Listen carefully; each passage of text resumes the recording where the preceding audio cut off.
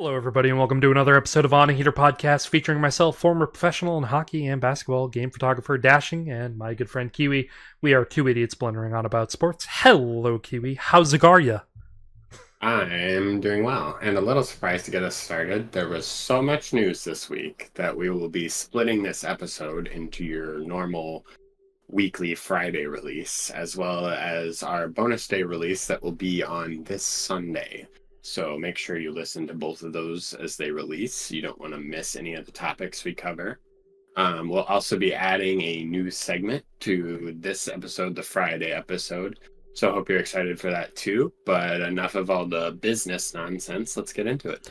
Do you like the, how's Zagaria? How's Zakaria? How's Zagaria? I felt like, last week when I screwed up, saying I might as well just lean into Stick it. with Really, it. Yes, really lean lean into the Yeah. how's Zagaria. How's Going on. Zakaria? How's Zagaria? I feel like a pirate when I say it. How's Zagaria? Anyway, Now I'm just thinking about alligator bear. that's acceptable. But what you should be thinking about are all these freaking injuries. Oh my gosh, yeah, no kidding. Side note, we were thinking about how to do this episode pretty early on. We were like, we might need to do a second episode this week because, like, there are so many injuries. It's insane. Yeah. So normally it's like our notes for each week are like a page and a half, maybe pushing it. Pushing it, yeah. This was like straight up like 2 full pages. So we were like, yeah, we're gonna have to split this up, and we were pushing on the 3 pages for this episode's notes. It's a lot. It's a lot for this week, guys. It's a lot. Yeah. So we were bracking our brains, and we're like, I don't think we get out of this without having to make a second episode. But here we are, first episode of 2, first one Friday. If you're listening to this right now, and then look forward to Sunday, like Kiwi was saying before. But man, speaking of injuries, coming back from injuries, Alec Boehm, Phillies, third baseman, all-star third baseman, coming off of the IL. Honestly, 10-day injured list, it's always, I feel like, uncomfortable when you're on the injured list and you're not put on like the long-term IR or something, because it's like, ooh, is there something extra going on here? Why is he put on like such a low list? Is it just a calf strain? Like, is it really just a calf strain, or what he went left hand strain is what he went on there for? But even still, it kind of makes me worried.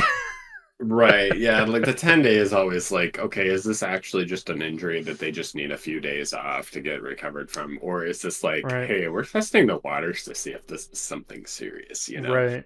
Like, you never know, but turns out it was just a minor thing for him. So glad for that. And, I mean, definitely Philly needs him back. They're making a big playoff push, so Big they time. need him Big time. this time of year for sure.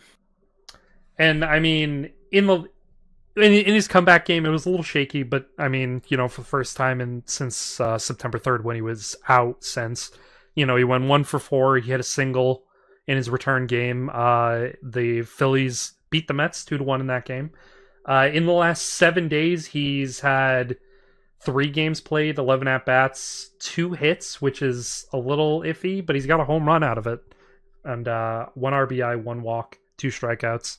So, Right. So obviously it's not the injury that's the issue right now. It's kind of just literally mechanics. To make a little pun here. It's getting back into the swing of things. Yeah. Where he's just a little he's just off from having a few days off, and and I mean, kind of got off that hot streak, and now to give him a little bit of benefit of the doubt here, they were playing the Brewers, and I mean, it's a pretty good baseball team, so. Yeah, I mean, the Brewers and Mets are both strong right now, so definitely some teams that, honestly, he might have batted the same way against had he not been on the injured list just a few days ago. Exactly. So, I mean, through and through, I give it to him, but I'm glad that he's healthy, considering all the things going on, like the Blue Jays shortstop, Bichette. Season's over. his season's over. He broke his finger, which I mean, you say, well, you broke your finger, but for a shortstop, that's kind of a needed appendage. Right. So yeah, so he just came back from the long-term IR, and obviously with a broken finger, there's a lot of recovery to that, and he has not been doing super well since his return, which I believe was Monday or Tuesday, Yeah. I think. He might settle in for the last couple of games, but at this point, it's kind of just, oh, he's up here to boost morale for the team and get him through the rest of the season. I don't Well, it Toronto. it Well, Toronto's was going to the playoffs, right? uh Or they're I they're think they're in in. the hunt. I think they're in the hunt right now. I don't even, Uh they are just below the Red Sox. They're 5.5 out oh, as so of today. well, actually, no, they're 7 out. You're looking at the Rays. Oh, I am looking at the Yeah, Rays. Yeah, so yeah, yeah. 7 out, 7 out. the Jays aren't making it. So Yeah. he's just trying to make it through the rest of the season with Yep. the team, boost a little morale, and Hmm. kind of just finish strong and get as many games in as they can. Yeah. So I mean, honestly, 7 out, 5.5 out, whatever. But he just had a calf injury when he was out for more than 8 weeks. He just broke his finger. Just shut him down for the year. Come back next season. yeah, absolutely. I mean, honestly, they might even be doing this as like kind of part of his physical therapy recovery from it. Just limited reps, Quite however they possibly. might be doing it. Just telling him, hey, play your game, but don't go too hard. We don't want you getting Hmm. re-injured. So could be possibly that. Could just be having a, you know, Hmm. whatever. You might be just in a bad streak. And, speaking of bad streaks, Ooh. Craig Kimbrell designated for assignment. Time with the Orioles are done. So I don't know if I'm sure you remember this when he played for our Red Sox Hmm. and the Braves before then. Yep. He was regarded as the best closer in the game at the time. He He was a had beast. one of the lowest ERAs. It was most of the time any below 2. Hmm. Some seasons it was below 1. He just a phenomenal player for many years, and really just fell off. You want to hear when, some gross when we stats? sent him when we sent him to Chicago. You want to hear some gross stats from this Hit, season? hit me. In the last 11 appearances, he has a 13.94 ERA. That's disgusting. The right-hander this season alone, 5.33 ERA and 6 blown saves. That's just disgusting. I mean, this is his second worst ERA year, and he's had twice as many games as he did that worst year. Hmm. So to say something like that's just he's just not it's not it anymore. I foresee maybe a retirement coming from him soon. Honestly, Um, putting up those kinds of numbers, and not for nothing, but like the Orioles are going to be a wild card team. They're making it to the playoffs. They're sitting on right on top of that wild card standing. They're going to make it in. So it's and like, what do they do now? They don't have their closer anymore. They exactly. just designated him for assignment. So they got to find somebody, probably like a seventh inning guy, that they're like, hey, you got to get us through the rest of the season and the postseason, because it's Yeah, too late now for them Kimbrel's to find gone. somebody. I mean, the trade deadline's gone, Hmm. and I doubt they have anybody else just in the minors ready to go that they want to throw into the playoffs. So it's going to have to be like a seventh, eighth inning pitcher out of the Probably. bullpen that's going to have to Probably. cover. Just like that switched for us whenever we had him in that 2016 run. Yep. He didn't close for us in the playoffs. Nope. No, he didn't. So That was the close by committee season, wasn't it? I think so. I think that might have been it. Yeah. Yeah, it was kind of just whoever was feeling it for the night, we gave him the ball. Yeah. And then the next season, he came back pretty well for us. I mean, 1.43 ERA, that's pretty good over 67 games. Right. Right. And then, he started to fall back off again. We traded him to Chicago, and that's when he had his worst year. Yeah. Was that first year in Chicago. And now, So, he's doing this with Baltimore. It's like, man, when do you call it quits? yeah, I mean, he's been on the team carousel since we got rid of him. Chicago, LA, Mm-hmm. Philly, Baltimore, Mm-hmm. both Chicago teams actually, Yeah. which should say something. Yeah, 5.09 with the White Sox, by the way. That's about their whole bullpen's ERA. Right now. Right now Yeah, might be a little yeah, worse. no kidding. So, um, yeah, it's sad to see because of how good he was early in his career. For sure. And I mean, players fall off all the time, so I'm not like super torn off about it. So, I mean, he had a good career. He's not a Hall of Fame guy in my opinion, but good little career, great job in his time playing. Just call it quits. You made your money. Go do whatever you're going to do in post playing career. Maybe he coaches somewhere.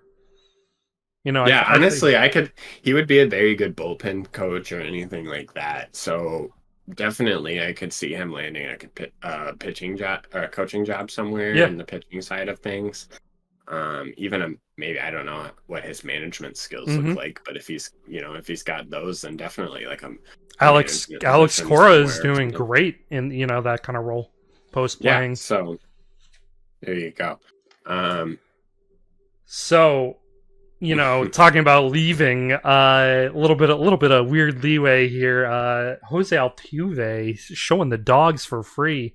this is maybe my favorite news from this week. I'm gonna be honest. I'm not gonna lie to you. I put on our notes for the week. I was like, oh, fun news, for baseball a little later on, and then I saw that you had put on here Altuve was ejected for showing his feet, and I was like, bro's giving feet pics for free during a Yeah. game. So did you see the video? No, I didn't actually watch the whole Okay. video, but So he was arguing with the umpire after he struck out, yeah. he struck out, right? Hmm. Because he got hit. He got hit by the pitch, but the umpire called it a strike because he swung. Right. Um, and then the Baltimore coach, the Houston coach comes out and he's just like, he's separating them. He's yelling at the umpire, like, hey, what the heck are you doing? Like, this clearly hit him, whatever. And in the meantime, you see Altuve go off to the side. And you're like, what the hell is he doing? And he's unlacing his cleat. And he takes his cleat off and he takes his sock off. And Mans walks over barefoot to the umpire and starts pointing at his foot. He goes, it's right here. It's right here. You could see where it hit me. And the ump just goes, shut the hell up. And just throws it. It's so funny. It's so Oh funny. my god. We'll have to look at that clip after the Oh my after gosh. we're Yeah, done make sure you recording go today. watch that Oh clip my because it's god. it's so funny. It's so funny. I'll have to check that out. That sounds really fucking hilarious actually. I saw the news Um and I'm like, what the heck? Why he got ejected for showing his feet? And then I open up the video and I'm like, oh, this is just Gold. actual This is comedy good. gold. Yeah, that's too funny. Altuve getting it done for all those feet lovers out there. Not No, kink shaming. no, literally. That's just hilarious. But oh my Holy gosh. crap. Speaking of getting it done, Otani, we're talking about him bro. again.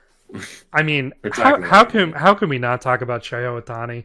Because like I was literally pulling up my news to talk about today's news that we had written down, and I was like, Otani stole another freaking base. Are you kidding me? He's up to 50 stolen bases right now, just shy of 50-50 club territory. He's gonna get it. He's gonna get it. Yeah, 2 home runs, and they still have a handful of games left. Yeah. So, I mean, it's very possible. I don't know how many easier teams they have coming up in their schedule, but I it's mean, it's very possible. I think it's gonna be a piece of cake because, bro, they got a slew of like not too terrible teams here. Like they have the Marlins right now. They're playing the Miami Marlins, which he just got his 50th stolen base. They're 49 playing. and 50. They're 49 and 50. They facing the Rockies, facing the Padres, facing the Rockies. Okay, so those Rocky games, for all of you folks that stay tuned for our DraftKings segment and whatever, Mm-hmm. those Rocky games are going to be the time to take maybe and over .5 home runs. A little dip on that. Couldn't tell you what day. You're gonna have to look at the pitchers he's matched up against probably for your best odds there. But the Rockies are not great, No, so the Rockies that are a rough go. that's definitely the games you're going to want to take him. You're not going to want to take him against the Padres. Yeah, definitely. If you're a betting man or woman, definitely record those home runs against the Rockies because I'm telling you right now, it's probably coming. Yeah, yeah. And honestly, to be honest with you, also the rest of this Miami series and the San Diego series, I'd be looking towards the stolen bases. I don't think just because he got 50, he's gonna Well, stop. And those are Miami's gonna done today. Oh, okay. Today is the Okay. last Miami game. So for those Padres games, yeah, Yeah. I would definitely look into taking those stolen bases because he's not going to stop stealing bases, especially since it's going to be against a good team. Mm-hmm. No, for sure. So I would definitely look into the stolen bases for the Padres, look into the home runs for those Rocky games. And they're probably going to be wanting him to do that because it's going to be, maybe a little playoff seeding too. Right, exactly, You know? exactly. So it's like where do the Dodgers line up? So the Padres are 87 and 66. The Dodgers are 90 and 62. So that series is going to be massive for those two teams because that could decide who wins the division. yeah, is that a 3-game or a 4-game series? 3-game series, and the Okay. Padres are back 3.5 games. Yeah, so I don't know what the tiebreaker situation. Well, actually, if they're back 3.5, that means they still have an extra one to play. Mm-hmm. So if they win this one, and then I don't know what the tiebreaker looks like, but at minimum win 2 games against take the series against the Dodgers, the Padres very well could finish in first for the division over the Dodgers. So that's going to be a big series. If they beat them out.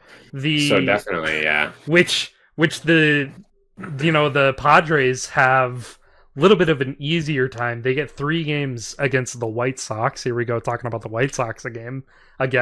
So they get the White Sox for 3 games, which they're going to wash that series down. So there's your catch up on 3 games. So the Dodgers got to keep up against the Rockies. Then they get the Dodgers for 3 games, and then they get the Arizona Diamondbacks for 3 games. Yeah, so it's going to be a close race. We're going to be coming down to the wire. Yeah, obviously we'll expand a little bit on it once the dust kind of settles and we start getting into the playoff series and we do our predictions and whatever. We'll kind of do a little bit of end of season recap with the last few games or whatnot. For sure. Especially if the Padres end up overtaking the Dodgers. That'll be crazy. So, that'll be crazy. Because yeah, the Dodgers, pretty sure the Dodgers were my finals predictions for MLB Finals. I believe I had them in the finals. I think so. Did I say the Padres too? We'll have to go back and look after for next week or for the if you're playoffs. on YouTube, let us know in the comments. Yeah, let me know because I'm stupid and I don't remember. Yeah, you guys will be able to find it probably way faster than we would. So. Oh shit. Anyway, but yeah, speaking of we were just talking about fun news with Jose Altuve. I put this on here, literally labeled it, "This is some fun news." The San Francisco Giants, Heliot Ramos, became the first right-handed batter. Hit a home run into McCovey Cove over in San Francisco. They didn't win. They did not beat the Padres, who were also just talking about 4-3 as they beat the Giants, but first right-handed batter. I thought it was a really pretty cool bit of history right there. Pretty cool little thing going on. I didn't realize that righties were that bad. Yeah, so I guess I didn't realize that it was that hard for right-handed hitters to hit it into the cove like that. Mm-hmm. Obviously, I'm sure, having said this, that lefties do it all the time. Yeah, and it must just be the positioning of the stadium, I'm assuming. But yeah, so that's pretty impressive. I would assume that's like an Oppo type situation. I saw the home run. It was actually really impressive. He hit it 394 feet, like opposite field drive. It was insane. Yeah, so that's crazy. But yeah, congrats to him making a little bit of history, the first righty. We'll see if we, I guess, see some more upcoming with all these new kids that are Yeah. just insane. Yeah, there's been 167 homers by left-handed batters this season. 104 of them were Giants players. That's So, crazy. That's crazy. yeah, no righties. But now there is one. So I don't know. I just thought that was a little bit of fun news to share share and tell. Yeah, and a little more fun news. So everybody's not going to know this about me. So a little fun fact: before I was a big diehard Red Sox fan, when I was a kid, I was actually a Cardinals fan, growing up in Cardinals territory. So it's cool to see that Matt Adams is signing a one-day contract to officially retire with the Cardinals. And he had a nice little career. 500 games with the Cardinals from 2012 to 2018. He did pretty good. He still lives in St. Louis. So it's nice to see that he was able to go home and sign a one-day contract, retire with his team and his home, and just be comfortable.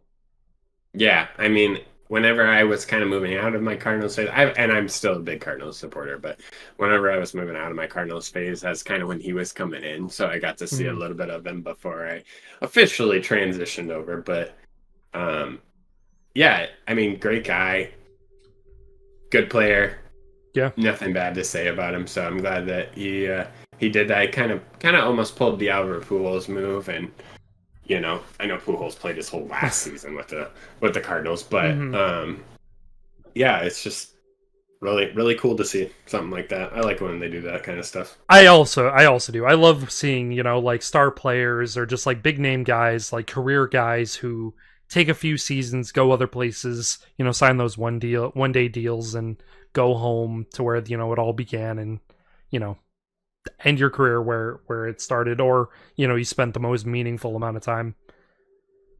Right, exactly. So, But talking about meaningful time here, oh, Kiwi. here we go. This is Oh this boy. this is the meat of this episode. When we were writing this out, and I was still thinking that we were gonna do this in all one session, like one solid episode, still keep it in that like hour 10ish time frame that we've been sort of nailing these last few episodes. I didn't realize how meaty this section was until it was sort of like laid out in front of me earlier today, and you were like, should we do this in 2 episode sections? And I was like, you know what, yeah, probably. Yeah.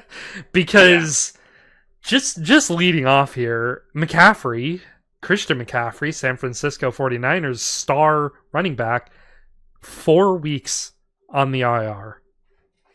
Yeah, so let's just kind of rapid fire through these real quick, and then Yeah. we'll come back and give our thoughts on each of them. Yeah, okay. As you said, McCaffrey 4 week IR, Bates for Chicago 4 week IR, Mm-hmm. Nakua for the Rams extended to 5 to 7 weeks IR, Cup for the Rams expected to miss multiple weeks, which I think they're saying 4 to 6 now for him. I believe so. Pacheco for the Chiefs had his surgery, is out 6 to 8 weeks. More on that, especially that one Mm-hmm. later. Debo Samuel out, I think he's 2 to 4. And Bentley for the Pats, torn pec, could miss entire season. Mm-hmm. Hollywood Brown for the Chiefs, injury worse than previously thought, out for the season with surgery, possible career ending on Yep. that. And then everybody knows about Tua from this past week, so which he is out a minimum of 4 weeks as well. So yeah, that's the injury list. And I know that we missed a couple of like more, Yeah. secondary, tertiary players that just minor injuries here or there. We didn't want to go into all of those. So there's a lot of those as well for respective teams. But these are all the Right. major ones. And that's like what, almost 10, if not more. Yeah. Yeah. That's just about done right there. That's So just crazy. so take that as you will. You know, up and down the list, McCaffrey, Bates, Nakua, Cup, Pacheco, Samuel, Bentley, Brown. Yeah, I'm like, what you? Yeah, no kidding. How do you think that guy's fantasy team feels Oh right now? my god. If, Yeah, if you I'd guys send haven't you seen send you that that picture. picture circulating around of one of the, I believe he's like an NFL reporter. Mm-hmm. His fantasy team, the entire starting lineup All is out. out or doubtful. Yeah. So it's just it's And crazy. these aren't like, low grade guys either. These are like stars on each of No, their team, yeah. which With is like the crazy to me. Yeah, like this is like these are like the bigger names. Like we wanted to really go over the bigger names. Mm-hmm. I mean, obviously McCaffrey being out for San Francisco and Debo Samuel, that's just huge for that offense. Like, oh, I just remembered something. We'll get into that later. Mm-hmm. Um, that's huge for them. I Yeah. don't think that they can afford that right now. So the one name on here that I did want to talk about a little more is Cooper Cup. So because Cup is expected to miss multiple weeks, somewhere in that 4 week range, the reason that he's not on the IR yet is because his injury might line up with their bye week, which is pretty early in the season. So he could wait out those few weeks and then get an extra week free because it's a bye week. So we might not end up seeing Cooper Cup on the IR. It's still possible he gets on the IR, but the Rams themselves just put Jonah Jackson and their safety John Johnson III on the IR as well.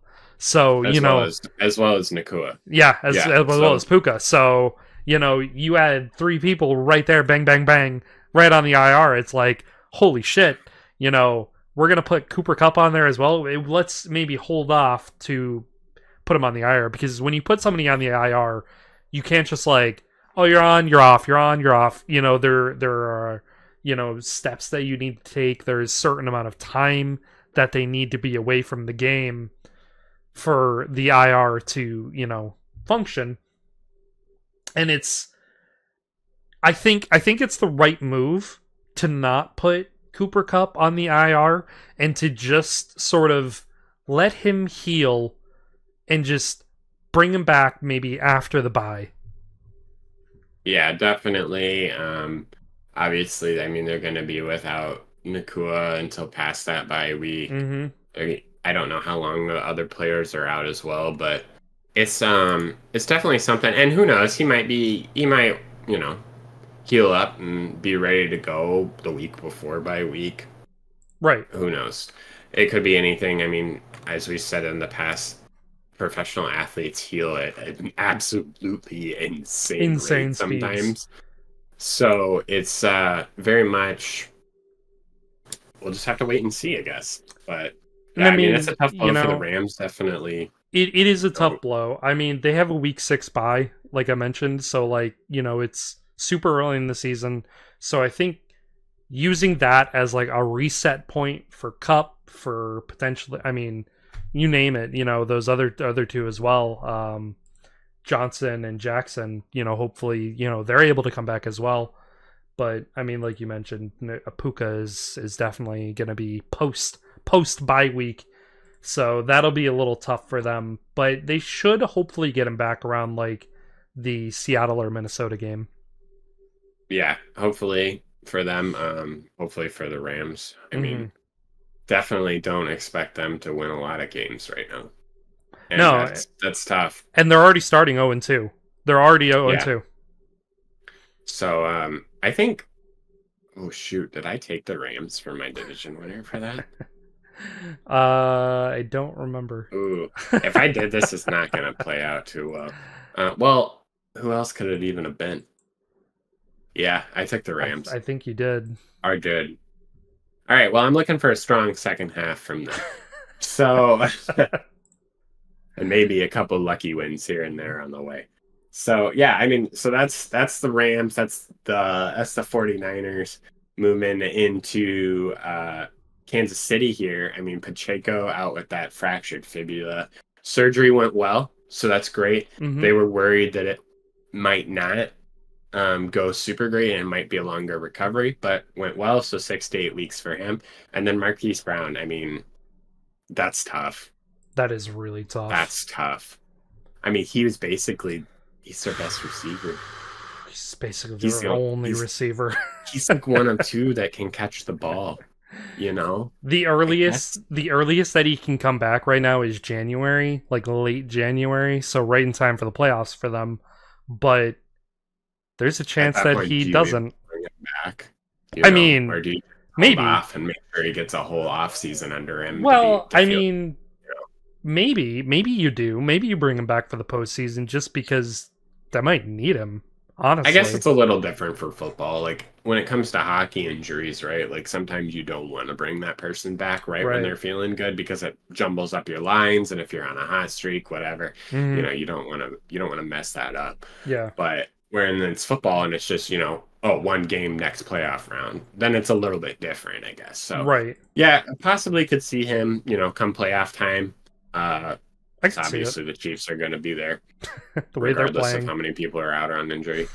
Yeah. So, but going back to Pacheco a little bit, interesting development with him being out 6 to 8 weeks. The Chiefs re-signed Mr. Bad Boy to their practice squad. Oh God, Kareem Hunt back on the practice squad.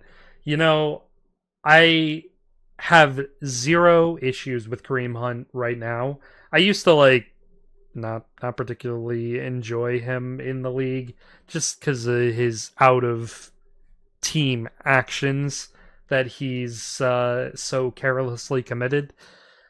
But it's fine. He's a little older now. He doesn't seem as crazy to me anymore.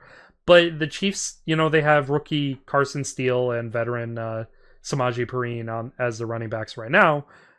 I think they're doing a pretty good job. I do think Kareem Hunt is better than those two, and I think that he would be a significant upgrade to those two. But I also think, on a heat or hot take, running backs aren't all that hard to find. So if you can get a guy who can see a hole and run through the hole and run downfield just fine, you got him. The amount of guys that just run into a line and don't even open their goddamn eyes blows my mind. It's crazy. I mean, it's not hard just to take a half a second just to look before you go, I'm going to disagree with you a little bit. I don't think Kareem Hunt's that good anymore. He's definitely fallen off. He's fallen off a little bit. He's definitely fallen off since his Kansas City years, but even more so in the last 2 seasons with the Browns. I think he was running second or third string for that. Well, it must have been third string. Yeah, at the end because he got cut. Yeah, so, he was. But I mean, do they even really need him? Because Clyde Edwards-Helaire will be back probably week 5. So I mean, you could probably just ride out Steele and Perine for a week, right?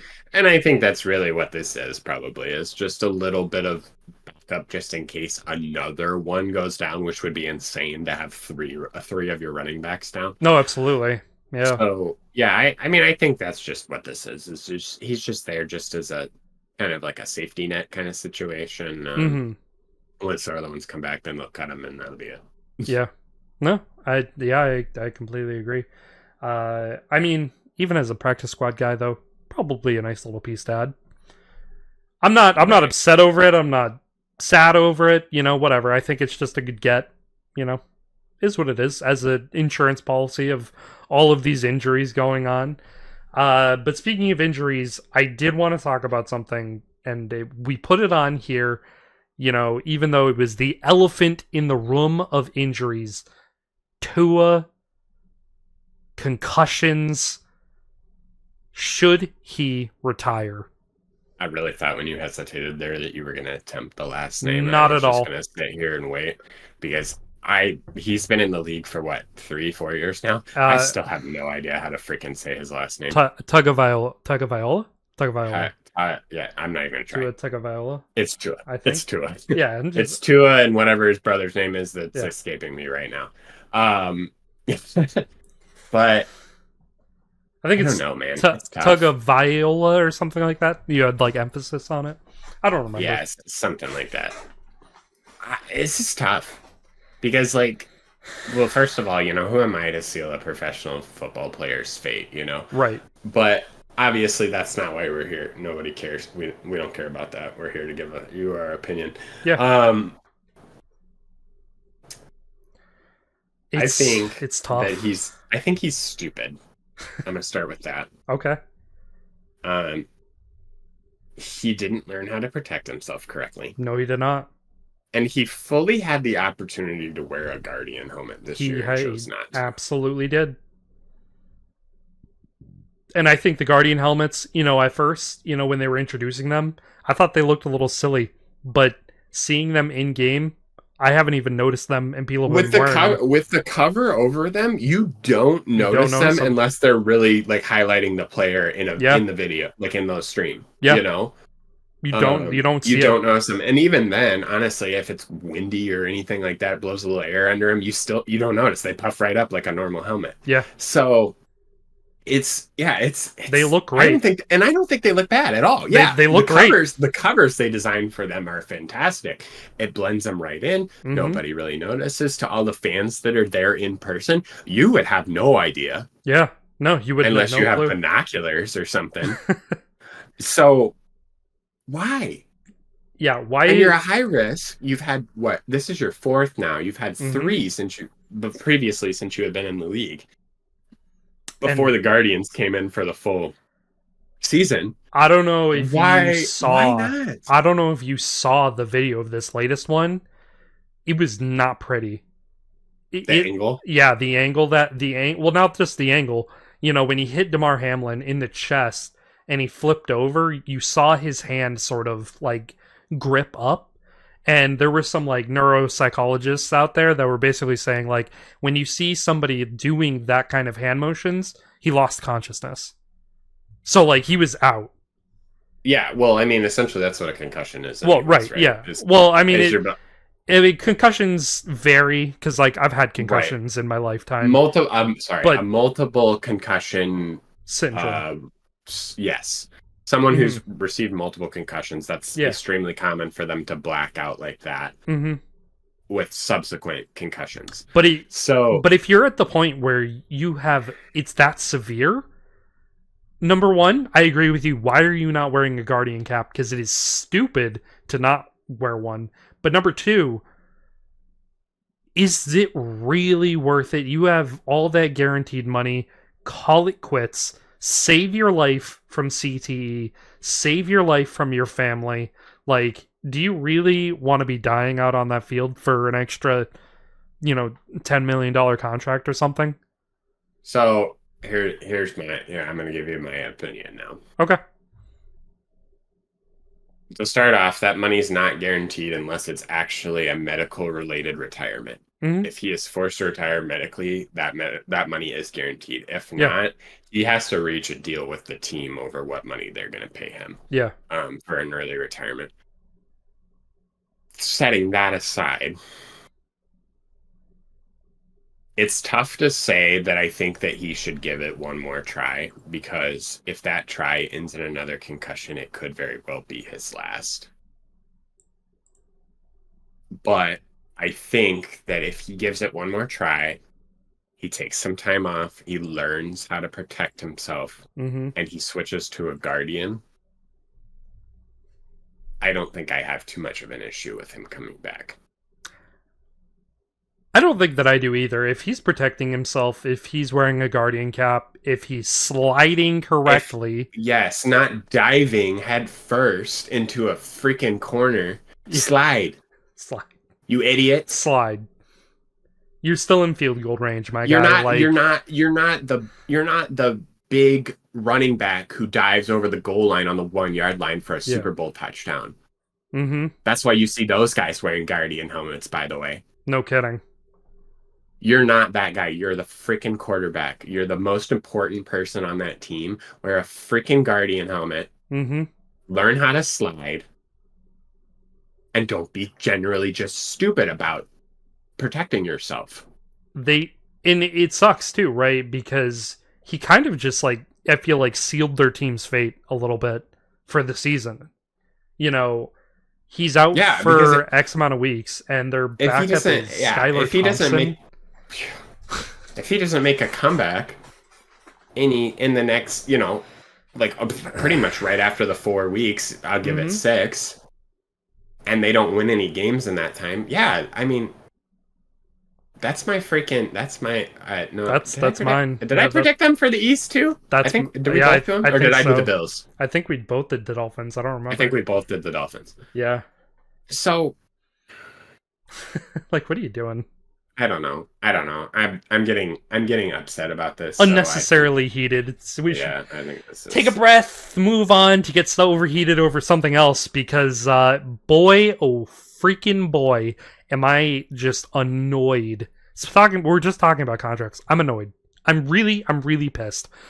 Jamar Chase wants to negotiate a deal after the season. He feels misled by the Bengals. My brother, what do you mean misled? Didn't they offer him a 4 over 140?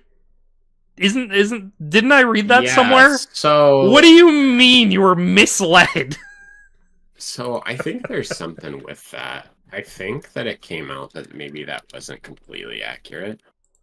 Like, uh, I don't know, man. I just like, I don't mind, players having freedom of,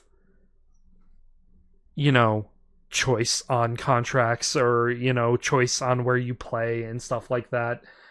But, when a team offers you that much guaranteed money over that many years, just sign the freaking deal. What do you, like, you are already going to be up there on the upper echelon of, like, highest paid receivers in the league.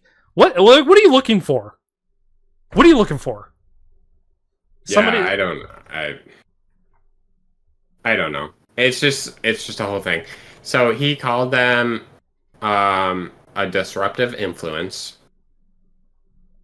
He feels unhappy, frustrated, and underutilized while they are trying to do this this contract talks with him. So he's basically said that he is done talking about it for this season, and they're going to come back to it at the end of the season.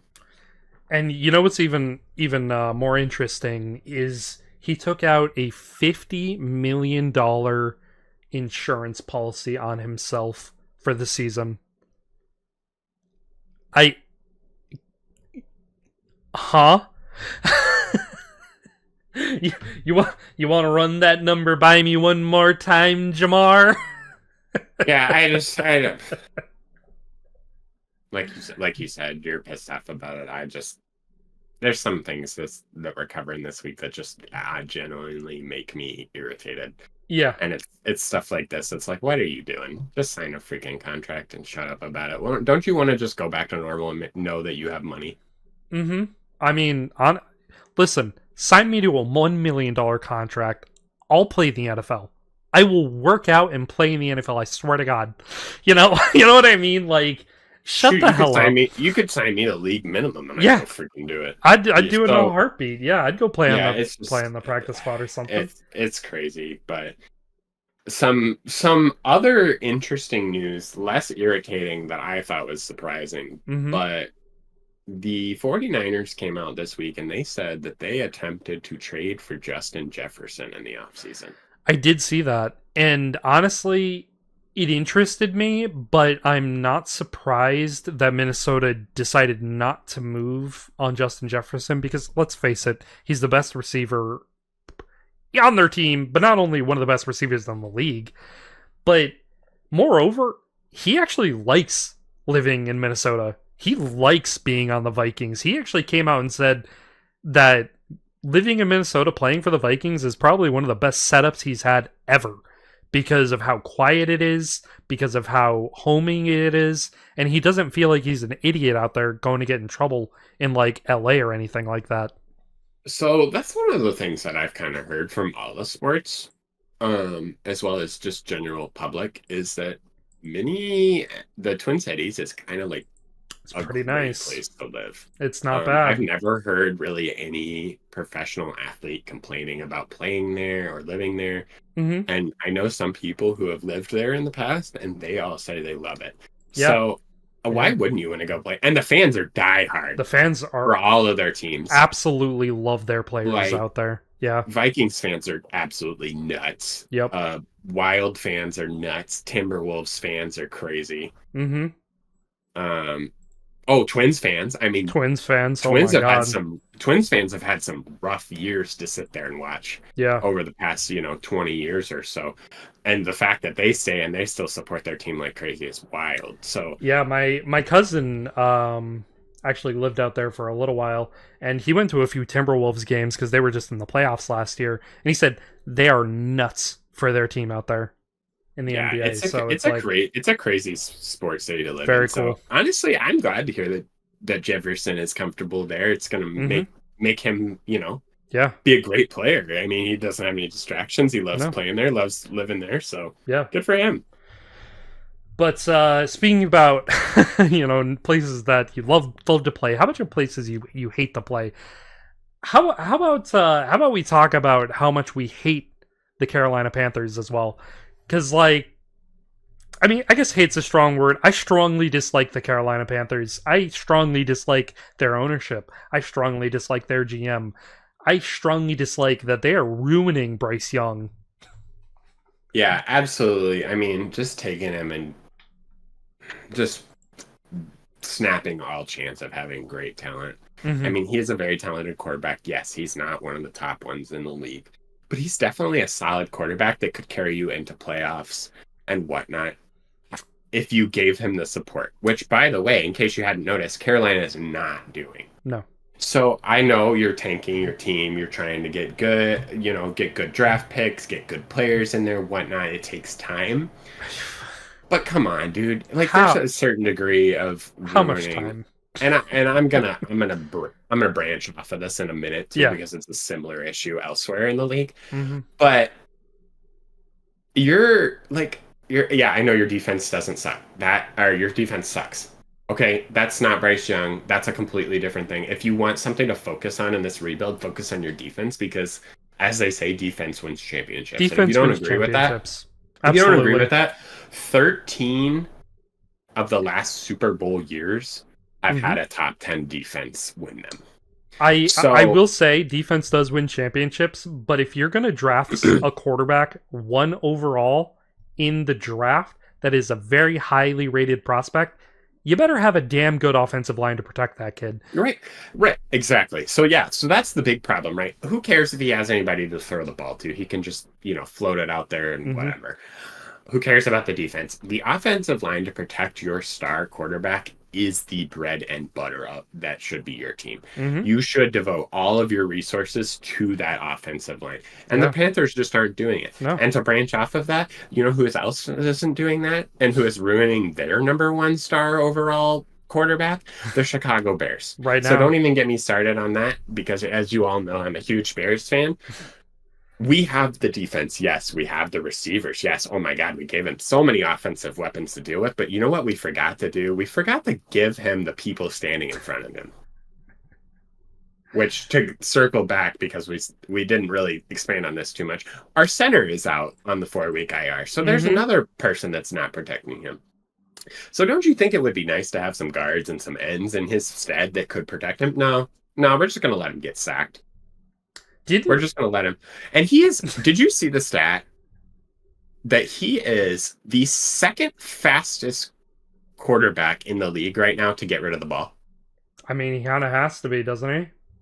Well, yeah, but that's what I mean. His thinking is there. He has Mhm. those quick reactions. He knows what to do.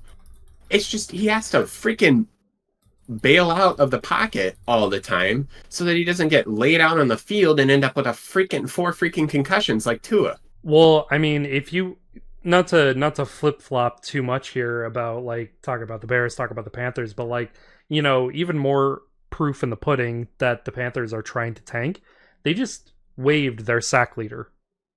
Oh yeah, we didn't. Their defense. We didn't even put that on there. talk about that. Yeah. Iko Leota, their current sack leader, they waived him. So I mean, if you're Did gonna, he if have you, like 7 sacks over the first 2 games or something? something like that, yeah, he was that. I mean, he was doing great on that defense, but if you're gonna intentionally tank, then why on God's green earth are you taking a quarterback number one overall, ruining that kid's confidence? Just to what, draft another guy first overall in the following season. It really pisses me off too, because like this isn't the process. We are not the Philadelphia 76ers here. We're not tanking multiple seasons in a row, getting high draft picks each season, and then trying to make a playoff run, because guess what, the process still hasn't fucking worked. That doesn't work. Yeah, it doesn't work like that. You have to have seasoned veterans in there, and you have to have these talented new kids. Mm-hmm. You have to have a mixture of both. That's the perfect recipe. And then those new kids develop into even more veterans, and then you supplement them with other veterans that you trade for or pick up or whatever here and there. That's how that works. This is not how you do this, Carolina. This is not how you do this, Chicago. It doesn't work. And apparently this is just the get pissed off at football week episode this week. So sorry for ranting, everybody, guys. But to sum it up, I mean, Andy Dalton's going to be their new starting quarterback. I have no thought on that. I mean, it's Andy Dalton. He's the red rifle. He's been around long enough. You guys should have your opinions formulated on him already by then. He's a player. He exists. He might win games for them. Probably not. It's still Carolina. So that line still doesn't exist. They're still not going to protect him. Andy Dalton. And he's a pocket passer. Yeah. He is not a rollout quarterback. He's slow. He's going to get slow. Sacked. He's going to get injured. If you play fantasy, if you bet on the freaking over on sacks on that team, because he is going to get nailed. Yeah. So let's move into something a little more fun. Especially because they're playing the Raiders this week. So take that team for the over on the overline, by the way. On the sacks, on the sacks. That's not even an official bet segment bet. Yeah, I think we're pretty well preheated here, Kiwi, but which is a funny little haha moment, because it's time for our preheated primetime preview. Yeah, so we told you guys we'd come up with a name for it, and here you go. We delivered. There it is. So the preheated primetime preview, just for reference, soon to be brought to you by XXX. Yeah. Insert. It is 7:35 p.m. Eastern time on Thursday. So the Thursday night football prime time on Prime has not started yet. That's the Pats and the Jets. Who you got? Patriots. Laying it down. Money line game. Patriots. Yeah, I am not confident in that Jets offense. I feel like Aaron Rodgers has just basically done nothing to prove that he is Aaron Rodgers of the past. I 100% agree, and I think the Pats defense is much better than the Jets. So. I think so too. I feel like the run game the Patriots have got going on. Ramondre Stevenson over 200 yards in the first 2 games of the year, insane. I mean, they brought the Seahawks into overtime, which we both said that they would beat the Seahawks, but I thought it was going to go either way. Because the Seahawks are a pretty halfway decent team this season too already, and I think that says it for itself. The Jets, however, they lost their opener to the Niners, which we all thought they would do, and then they beat a depleted, beat up old Tennessee team, and that was even close. That was 24-17. Yeah, that was close as well. I mean, they made a comeback drive, actually, to be honest with exactly. you. So I think obviously we haven't been doing too good on our Thursday night predictions here, so hopefully we hit one, and we're going to give you a little bit of a recap. So far, yes. So far, we're 0-2 on Thursday games. Yeah, our Thursdays are not looking great, so hopefully we hit here tonight on that one. Moving into Sunday, Chiefs Falcons. What do you got on NBC? Who you got? I have. Ooh, this is a tough one. Honestly, I was thinking it was pretty tough too. Calculating. He's calculating. I'm going to stick with my guts. I'm going to say the Chiefs. Honestly, I have to agree with you. Not because I don't want any differentiating so we can keep close on these records, but mo- mostly because of the fact that, you know, the Chiefs on the road, on prime time, I just, man, that's going to be a hard game for the Falcons, who have been all basically struggling. It feels like. I mean, they had an amazing last drive against the Eagles to win that game by 1 point, but it was still a 1 point win against the Eagles. Yeah, so what it comes down to, and I don't know how much you saw of this dashing, but if Mm-hmm. you guys didn't see kind of the prime time, or I'm sorry, the Manning cast breakdown of that Yeah. Falcons last drive from this past week, um, I mean, Peyton kind of broke it down really, really on the nose.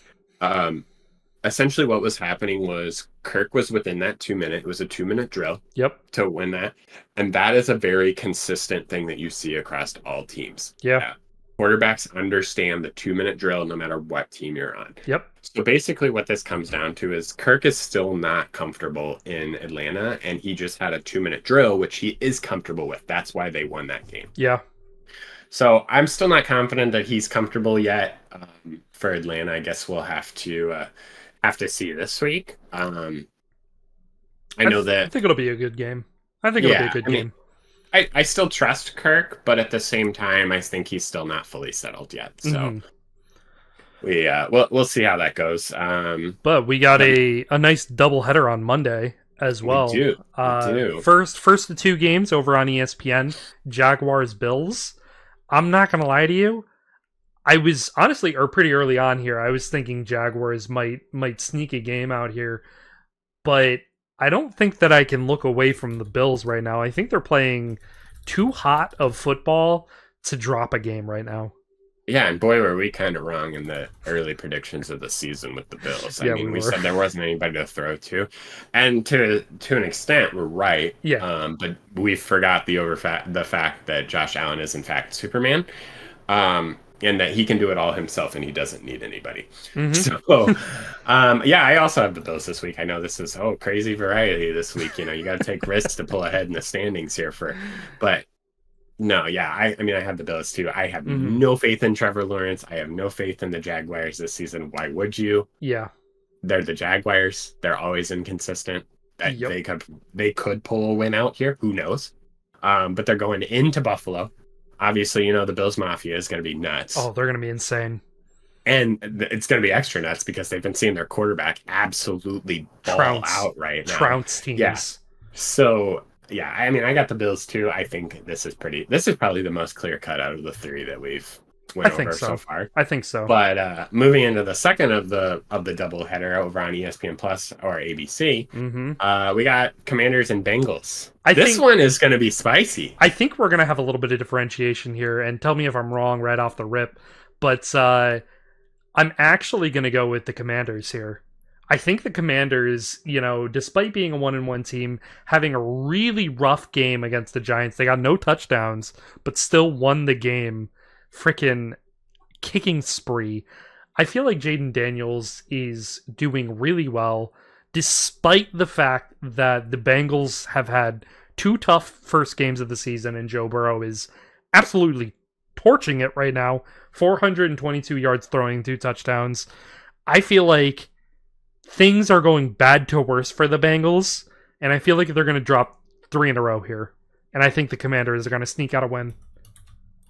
Yeah, so I'm gonna give you three names, and you're based off of that, you're gonna decipher what my pick is for this week. Okay.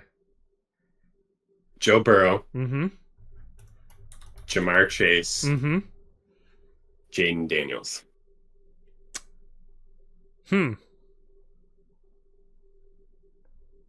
Interesting. So for everyone, no one can see this, but he just typed in the Bengals for me I this did. week. So let me expand. Okay. I think Joe Burrow is absolutely on a heater right now. He Yes. is. And to even step that further, yes, he has Jamar Chase right now. But God, does he need T. Higgins? He does, but I mean, you can't discount the fact that Mike Gesicki is Yes, absolutely. torching for them right now Yes. too. 10 But receptions, he needs 109 T. yards. Higgins. And solely does he need T. Higgins because Jamar should not be the only focus on that No. team. That's why he's playing so bad. He has so many things going on in his head with this contract and with trying to be their number one and basically only other than Gesicki, that he's in his own head. Yeah. And he can't play worth crap right now. And I think that's why they're going to lose. And to go to my third stat, Jaden Daniels, I don't know if you guys have seen, touchdown week 1 on his legs, okay? Week 1 is his, he's a rookie. Right, whatever, say what you want. It's a fluke week. It's always this. Yeah. Second week, he didn't have any touchdowns, but did you see his stat line from the game? Yards, drive, conversions. He's actually on my fantasy team. He was my player last week. He went 23 of 29, 226 yards, 79.3 completion rate, sacked 5 times. He had a QBR of 46.3. Okay. And that's because he ended up throwing 2 interceptions, an interception? No interceptions. No interceptions. Oh, okay, so no interceptions. So he's got a low QB rating because no touchdowns. And he was sacked 5 times. Yeah. Which is not his fault.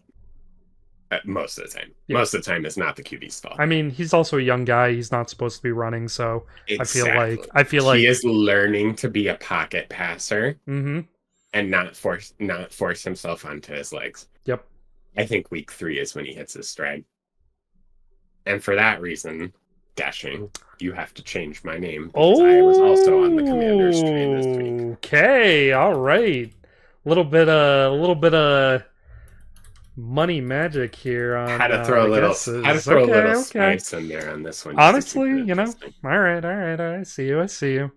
But keeping it interesting, we've been doing this thing, keeping our favorite teams in this so far. Bears and Colts. You want to take a hot guess on that? Got a little bit Anthony of split Richardson is very inconsistent. He is. He's crazy inconsistent. He could throw for 450 yards this week. He could throw for 100. It's tough.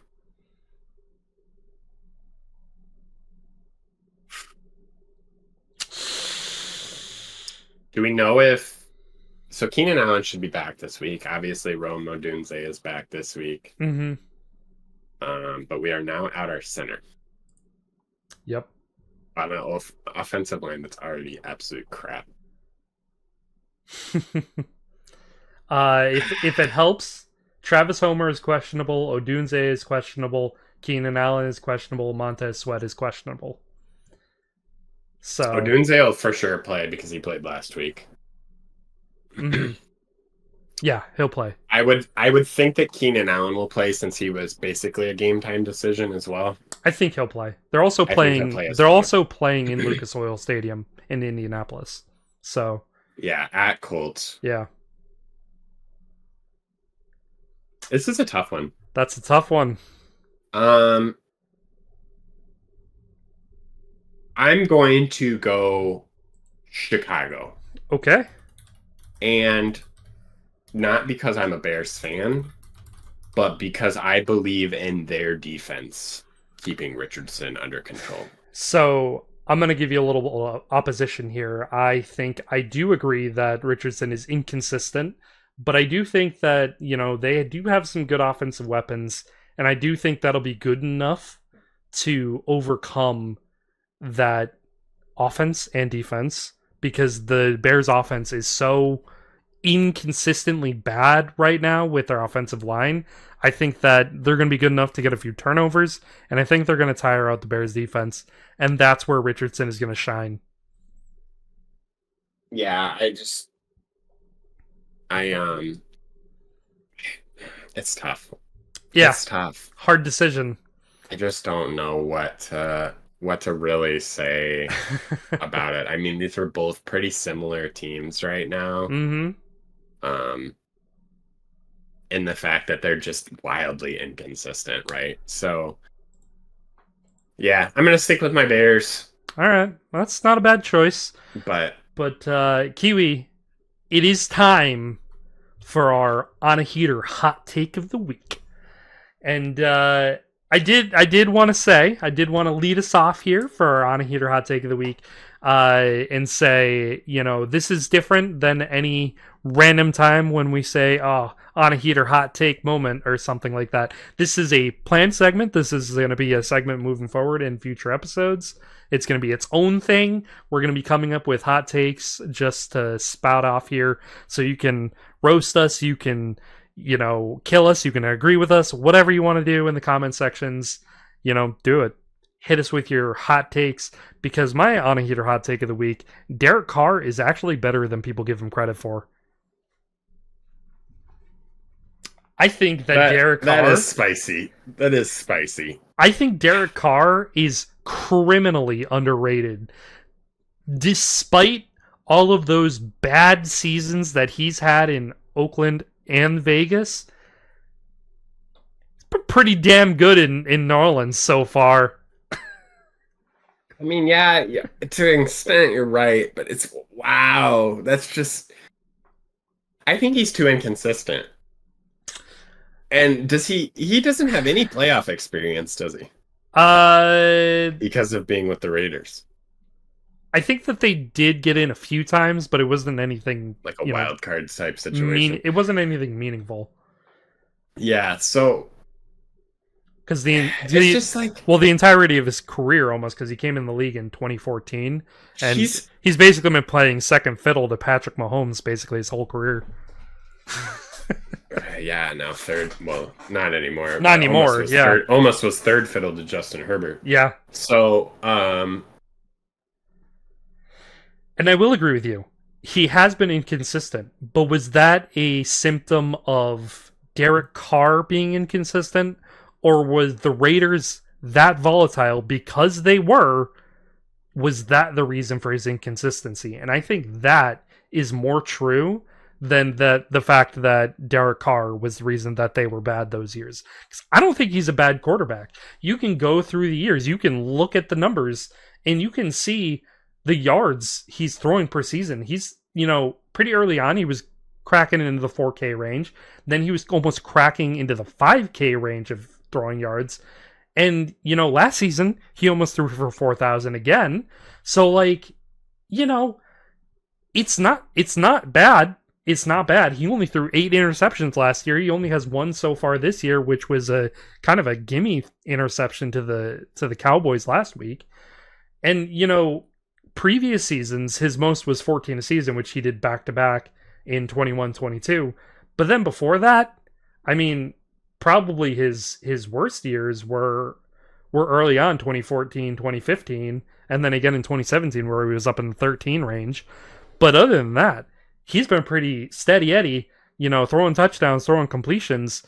It's been defenses screwing up. It's been head coach volatility that I think have been holding him back. Not saying he's Super Bowl winning caliber talent, but he's definitely probably a star quarterback. I can't fully agree with you, but I can't fully disagree with you. And I guess that's what makes it an on a heater take of the week, right? Mm-hmm. Yeah. Yeah. No, I think well put. I guess we'll see. I guess we'll see what he does in New Orleans. All right. That leads me into mine. So my hot take of the week, I actually have a two-parter here. Okay. Because I had an initial one, but then I had the thought of of a second one while we were talking. My initial one is the new Miami quarterback, if Tua does not return, will be none other than Tom Brady. They already tampered with him once, so why not again? Yeah, I think, he's not done. I can't believe that he's done. And if he was at all discouraged about his casting career already, Mm-hmm. I think maybe he sees an opportunity and he takes it. But It's possible. I guess there's a lot of dominoes for that to be able to fall into place. But Mm-hmm. the my second little mini one here is San Francisco is not good. Ooh. I think that they are slightly overrated. I think they're heavily It's overrated. heavily I overrated. Okay, okay, I okay. think I think Brock Purdy is one of the worst quarterbacks in the league and had a insanely lucky season. Wow. Okay, that's you want to talk about hot takes? I think that's steaming on the press right now. Don't get me wrong, Christian McCaffrey is a great player. He Debo is Samuel is a amazing. great player. Uh, I'm blanking on their freaking tight end's name for some reason. Why George am I Kittle. blanking? George Kittle, Mm-hmm. amazing tight end. Mm-hmm. I don't think their defense is that good, and I think their quarterback sucks. Wow. I think you could Wow. put almost any other quarterback in the league into that system with what they have and blow out every other team. Hmm. And those are my on heater hot takes of the week. Huh. All right. I respect it. I respect it. I don't know how to react to this right now. That's how I felt about yours. So that's what Yeah. like that's Yeah. I mean that's what they're supposed to be, right? They're This. supposed to Yeah. be it's a thinker. They're supposed to Okay. be a thinker. Okay. So I yeah, Okay. that's my Hey, thoughts. That's my thoughts. So you know, yeah, we'll let you all sit with those as we transition into our bets here you pretty know, soon. and well, I mean, we're transferring into them right now because we're getting to the sports bets. Not brought to you, but brought to you by DraftKings. Not sponsored. Not Not sponsored. officially brought to you by, Not but spot, sponsored but yet. Yeah, not sponsored yet. Uh, would like to be. DraftKings sponsor us. yes, Anyway, please. yeah, so I feel like, going to the sports bets, we're gonna come up with a name for this, so don't worry about it. Just Yeah, yet. we'll We're come up just with something catchy. catching some catchy name, like the preheated primetime preview of the week or the on a heater hot take of the week. We'll come up with a fancy name for this, just like we'll come up with like some soundbite intros so we can be like, bang, it's time for something, You something, guys are there something. for the rough few first episodes, but just wait, just wait. We're getting there. We're getting there. So anyway, Kiwi, you want to lead us off in this segment? What you got? What's your bet? Because I think you started the last two times Yeah, or one time or whatever. yeah. This week I have the Green Bay Packers to beat the Tennessee Titans plus 124. I actually need to double check that that's still the same The odds. money line, huh? That's not The bad. money line, yeah. Honestly, I kind of agree with that money line. I think we kind of talked about it a little bit already today with the Titans, but you know, they the Titans, I feel like they aren't as good as they've been in games, and I think that's been a symptom of like who they've been playing. Right? They played the Bears and they played the Jets. They played a Bears team that has just been so grossly inconsistent offensively that it's easy enough to put points on the board against them. Because their offense is so prone right now. And then they played a Jets team that just it doesn't feel good. That Jets team just doesn't feel good. And I feel like the Packers are playing well, even if Malik Willis ends up being their starter like he was last week. And he did great. I thought he did great last week. Yeah, so side note, it has dropped down to a plus 120. Mm-hmm. Still just about the same, pretty good. And a little, since I just had the one little money line here, I'm going to toss you another money line that way. We talked about it a little bit. Bears are plus 105 over the Colts for this week. So if you're interested in taking that one as well, I definitely think that's one that could pan out either way in your favor. All right. And What you got? so I actually went with a custom 6-pick parlay. Made one myself. I actually didn't write down the money line on this, but or the plus minus on it. Well, But while you're going over it, I'll type it up here and okay. figure it out. So actually I can tell you because I just opened up my DraftKings. So it's a 6-pick parlay plus 14-11. So KC on the money line, Buffalo on the money line, New Orleans on the money line, LAC on the money line, Tampa Bay on the money line, and Seattle on the money line. So I picked a lot of teams to win on the money, and I feel like, a lot of those teams are, some of the ones that we've already picked already, KC, Buffalo, LAC, some of those teams that we are wanting to win, wanting to see win. And then I felt like New Orleans, they're on a heater right now. Tampa Bay's kind of on a heater right now. And Seattle just came off a really great win against the Patriots. And I'd like to see, that kind of carry over. And I feel like the money line on each of those teams as a custom parlay is going to serve you some good. Again, I'm not a betting advisor, so take that as you will. But a plus 14-11, that's not a bad payout. Yeah, it's no, definitely. I think it's good. I mean, it looks pretty good to me. Who is Seattle playing this week? Seattle is playing against the Miami Dolphins. Okay, yeah. So yeah, honestly, take any of these money lines. They're not most. I don't think any of them are going to be a positive money line, but the Chargers at the Steelers is a positive money line. Okay, yeah, so that's a good one to take as well, or separate if you want. But yeah, this overall, I mean, this 6-pick parlay custom that you just threw together here, that's pretty good. Yeah, so I definitely. I was looking at some of the. Sorry to cut you off, but I was looking at some of the, like the pre-made, parlays and shit like that, and I was like, you know what? I'm just gonna make my own. Yeah, I've been a little too nervous to make my own.